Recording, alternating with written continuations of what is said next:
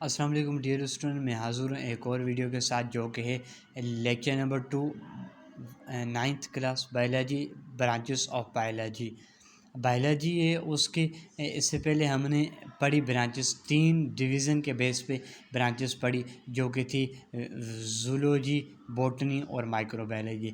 इसके बाद जो है वो क्या हुआ डियर स्टूडेंट के 20th सेंचुरी आई तो उनमें जो डिवीजन्स ऑफ बायोलॉजी है उनमें मज़ीद बढ़ाव आया, स्पेशलाइज्ड ब्रांचेस बनी। इनमें से ये नाम लिखे पड़े हुए कुछ: morphology, anatomy, cell biology, histology, physiology, taxonomy, genetics, developmental biology, environmental biology, palaeontology, biotechnology, socio biology, parasitology, pharmacology, molecular biology. चलो अब इनको वन बाय वन डिस्कस करते हैं। डियर स्टूडेंट्स, हमारे पास ये मॉर्फोलॉजी है, ये 2 ग्रीक वर्ड से बनी है। ग्रीक वर्ड है क्या है कि जो मोर्फ है ये ग्रीक वर्ड मोर से ली गई है।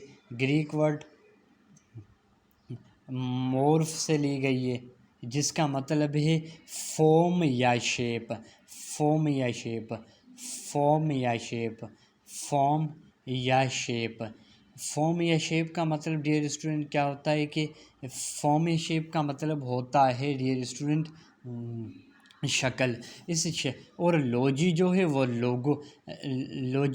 लोगो से लिया गया है जिसका मतलब है स्टडी। फॉर्म जो लिविंग ऑर्गेनिज्म होते हैं हमारे पास, उनके जो स्ट्रक्चर्स होते हैं, एक्सटर्नल स्ट्रक्चर्स होते हैं डियर स्टूडेंट, उनकी जो फॉर्म्स होती हैं यानी शक्ल होती है, उनकी स्टडी को मॉर्फोलॉजी कहा जाता है। Morphology as a study of external forms and structures etcetera.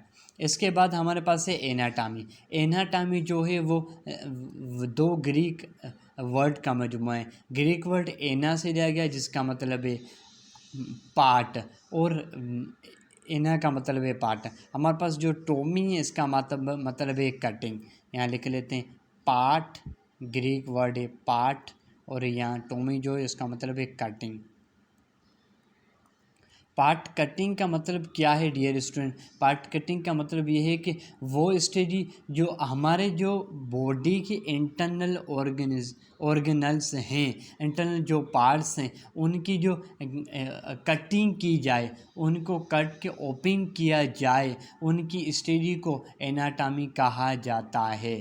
Dear student आगे चलते हैं। Cell biology. सेल बायोलॉजी मतलब study of cells skull. Cell biology, cell जो है वो क्या होता है? सेल जो है वो बेसिक यूनिट ऑफ लाइफ का बेसिक यूनिट है। बेसिक यूनिट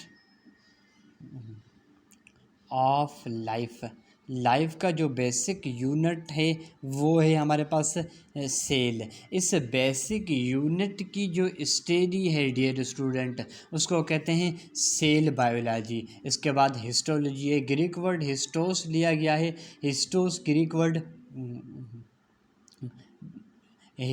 से लिया गया है जिसका मतलब है टिश्यू।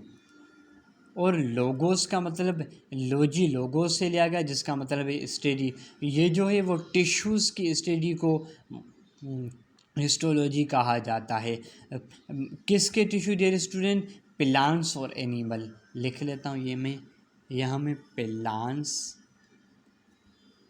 और एनिमल जो उनकी टिश्यूज़ की स्टडी को हम कहते हैं हिस्टोलॉजी।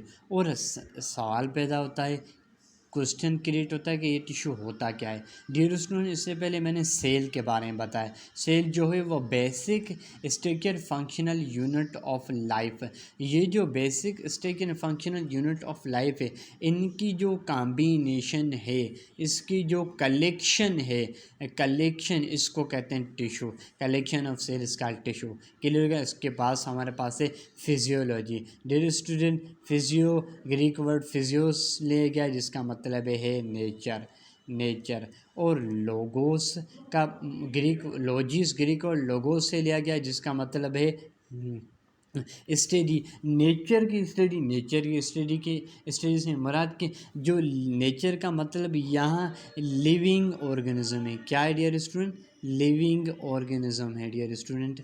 लिविंग जो लिविंग ऑर्गेनिज्म है उनकी फिजियोलॉजी, उनकी नेचर की स्टडी यानी उनके फंक्शन की स्टडी को फिजियोलॉजी कहा जाता है। इसके बाद हमारे पास है टेक्सोनॉमी। डियर स्टूडेंट ये टेक्सो जो है ग्रीक वर्ड टेक्सिस से लिया गया है जिसका मतलब है अरेंजमेंट और ग्रुपिंग। टेक्सिस से लिया गया है जिसका मतलब क्या है डियर स्टूडेंट? जिसका मतलब है अरेंजमेंट या ग्रुपिंग। अरेंजमेंट या ग्रुपिंग क्या होता है? हमारे पास जो लिविंग ऑर्गेनिज्म होते हैं स्टूडेंट उनको अरेंज किया जाता है और ग्रुपिंग किया जाता है। ग्रुपिंग अरेंज करके एक नेम दिया जाता है जिसकी स्टडी को टेक्सोनॉमी कहा जाता है। इसके बाद स्टूडेंट हमारे पास है genetics. Genetic Greek word genesis से लिया गया है जिसका मतलब है ओरिजिन। ग्रीक वर्ड जेनेसिस से लिया गया है। ग्रीक वर्ड जेनेसिस से लिया गया जिसका मतलब है ओरिजिन। ओरिजिन का क्या मतलब होता है डियर स्टूडेंट? ओरिजिन का मतलब होता है स्टडी। इसमें जेनेटिक का मतलब क्लियर करें फिर ओरिजिन का ऐसे ही क्लियर हो जाएगा कि स्टडी ऑफ हेरिडिटी, जो हेरिडिटी है उसकी स्टडी को कहते हैं जेनेटिक्स। यहाँ लिख लेते हैं heredity, study of heredity.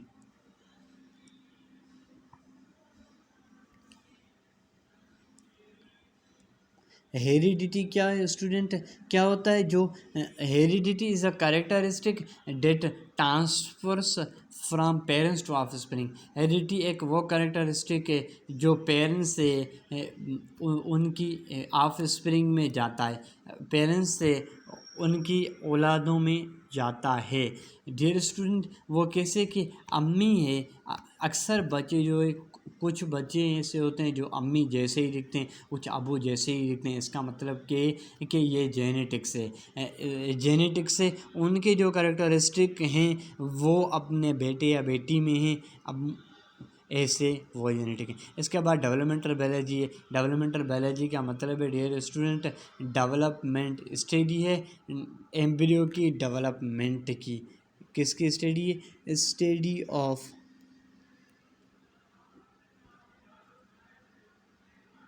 Development of embryo. Development लिखा यहाँ और एम्ब्रियो लिख लेते हैं यहाँ।